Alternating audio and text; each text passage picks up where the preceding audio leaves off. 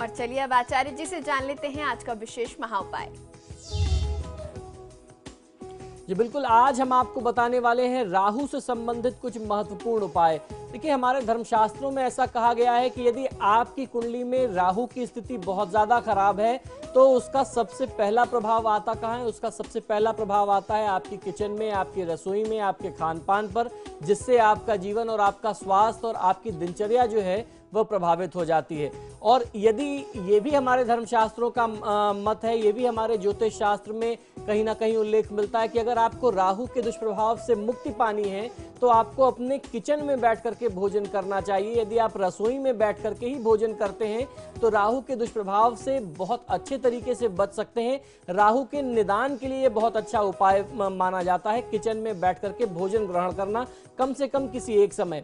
तो आज मैं आपको बता रहा हूँ स्वास्थ्य और समृद्धि के लिए आपको अपने किचन से कैसे राहु को भगाना है, क्योंकि अगर राहु का ग्रहण आपके किचन में लग गया तो शायद जो संपन्नता आप अपने परिवार में चाहते थे, लाख प्रयास के बावजूद भी वह संपन्नता आपको न प्राप्त हो पाए। घर किसी भी परिवार में, किसी भी घर में किचन सबसे महत्वपूर्ण स्थान होता है। इसे घर की आत्मा कहा जाता है क्योंकि यहीं पर भोजन बनाया जाता है, जिससे घर में रहने वालों को एक स्वस्थ आहार मिलता है, स्वास्थ्य मिलता है, एक उत्तम स्वास्थ्य की प्राप्ति होती है। अगर यह स्थान राहु के प्रभाव में आ जाए, राहु के दुष्प्रभाव से ग्रसित हो जाए, तो आपके घर में रहने वाले लोग कभी भी खुश नहीं हो सकते। कितना अच्छा से अच्छा खा लें, उनको अच्छे स्वास्थ्य की प्राप्ति नहीं होगी, अच्छा सौभाग्य नहीं होगा, वह प्रसन्न नहीं रह पाएंगे। तो घर में रहने वाले लोग जो हैं वह अगर राहु का दुष्प्रभाव किचन में बहुत ज़्यादा है तो उनका स्वास्थ्य बहुत ज़्यादा खराब रहेगा। वो ज़्यादा तौर पर बीमार रहेंगे और बीमारी भी विशेष तौर पर पेट से संबंधित, उधर से संबंधित समस्या होगी। कभी उनको स्टमक इन्फेक्शन हो रहा है, कभी मोशंस लग रहे हैं, इस तरीके की समस्या बहुत ज़्यादा परेशान कर सकती है। तो अब आपको करना क्या है, अब आइए जानते हैं। इसका दूसरा एक प्रभाव और रहता है कि घर का जो मुखिया है वो बहुत ज्यादा मानसिक तनाव में घिर जाता है यदि आपका किचन राहु के दुष्प्रभाव से ग्रसित होता है। तो वास्तु विज्ञान में कुछ ऐसी स्थितियों का जिक्र किया गया है जिससे किचन में राहु का प्रवेश हो जाता है। आज हम आपको बता रहे हैं कि किस प्रकार से आप इसको पहचान सकते हैं और इस दोष से आप अपने घर को राहु को दूर कर सकते हैं। इस दोष से आप अपने परिवार को, घर को सुरक्षित कर सकते हैं। तो आइए सबसे पहले जानते हैं कि कौन से ऐसे माध्यम है जिससे आपको ये पता चलता है कि आपके किचन में, आपके घर में राहु का प्रवेश तो नहीं है, कहीं राहु ने ग्रहण योग तो नहीं बना दिया आपके किचन में।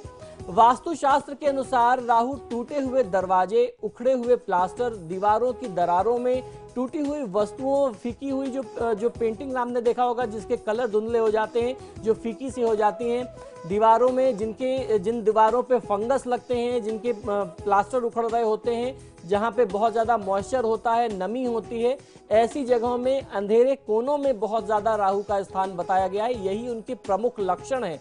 अगर आपको अपने किचन में ऐसे लक्षण दिखाई देते हैं तो समझ जाइए कि वहाँ पे कहीं ना कहीं राहु की स्थिति बन चुकी है। अगर कहीं ना कहीं कोई टैप लीक कर रहा है, अगर वहाँ पे आपके किचन में जो पानी का जो स्थान है, जल का स्रोत है, अगर वो लगातार लीक करता रहता है, बार बार आप ठीक कराते हैं और फिर लीक करने लगता है, तो राहु के प्रमुख लक्षणों में से ये एक होता है।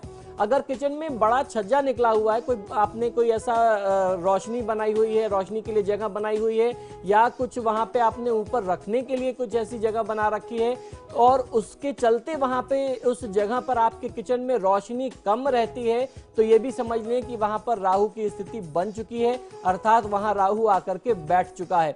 और जहाँ राहु होता है वहाँ नकारात्मक ऊर्जा का संचार बहुत ज़्यादा होता है। आपके लाख प्रयास करने के बावजूद भी वहाँ बहुत अच्छी ऊर्जा नहीं होगी, वहाँ बहुत अच्छी रोशनी नहीं हो सकती। किचन बहुत लंबा और बड़ा हो लेकिन इसमें धुआं निकलने के लिए चिमनी की व्यवस्था नहीं हो तो वो जो धुआं है आपके अगर घर में रह जाता है, घर में भरा रहता है, इससे दीवारें काली पड़ने लगती हैं, किचन का रंग जो है फीका लगने लगे और राहु समझ लीजिए, तो ये कुछ लक्षण ऐसे हैं तो आप जिससे समझ सकते हैं कि आपके घर में, आपके किचन में मूलतः राहु ने अपनी स्थिति बना ली है। इसलिए किचन बहुत लंबा नहीं होना चाहिए और किचन से धुआं निकलने का पूरा प्रबंध होना चाहिए, यानी चिमनी की स्थिति जो है वहां पे बहुत ज्यादा आवश्यक है। किचन की दीवारों का रंग फीका होने यदि लगता है तो आपको उसको तत्काल दोबारा से एक बार कलर करवा लेना चाहिए। अब आइए जानते हैं छोटे से कौन कौन से उपाय आप करके राहु को अपने किचन से भगा सकते हैं, जिससे आपको अपने परिवार को स्वास्थ्य और समृद्धि देने में बहुत ज्यादा समस्या नहीं आएगी। सबसे पहले आपको करना ही चाहिए कि किचन में रोशनी का अच्छा प्रबंध करें, ताकि कोई भी कोना आपके किचन में जो है वो अंधेरा न रह जाए। दीवारों में दरारें आने पर उसकी मरम्मत कराने में आपको देरी नहीं करनी चाहिए। किचन को हमेशा आपको साफ सुथरा रखना चाहिए। रात में सोने से पहले किचन की साफ सफाई अवश्य कर लें। जूठे बर्तन वॉश बेसिन में कभी भी रात में नहीं छोड़ने चाहिए। अगर खासतौर पर उन परिवारों में जिन परिवारों में ऐसे लक्षण मिलते हैं कि वहां पर राहु की स्थिति है, तो आपको ये कार्य अवश्य करना चाहिए। वहां पे जूठे बर्तन अपने किचन में कभी मत छोड़िए। सुबह और शाम में भोजन बनाने से पहले किचन में धूप दीप अवश्य करना चाहिए।